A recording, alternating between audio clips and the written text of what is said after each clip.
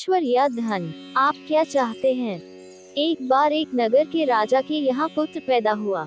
इस खुशी में राजा ने पूरे नगर में घोषणा करवा दी कि कल पूरी जनता के लिए राजदरबार खोल दिया जाएगा। जो व्यक्ति सुबह आकर सबसे पहले जिस चीज को हाथ लगाएगा वो उसी की हो जाएगी। पूरे राज्य में खुशी का माहौल छा गया। सारे लोग खुशी से फूले न समा रहे थे। कोई कह रहा था कि मैं तो सोने के कलश पर हाथ लगाऊंगा, किसी को घोड़ों का शौक था तो वो बोल रहा था घोड़े को हाथ लगाऊंगा।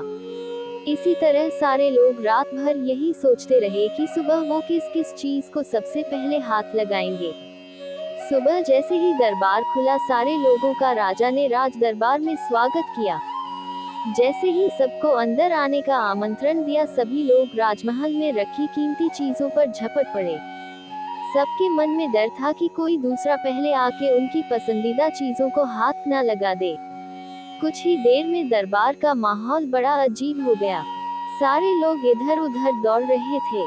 राजा अपने सिंहासन पर बैठा ये सब देख रहा था और राजा को बड़ा ही आनंद आ रहा था। अचानक एक छोटा सा बच्चा भीड़ से निकल कर आया और राजा की ओर आने लगा। राजा उसे देखकर कुछ समझ नहीं पाया और इतने में वो बच्चा राजा के नजदीक आया और उसने राजा को हाथ लगा दिया।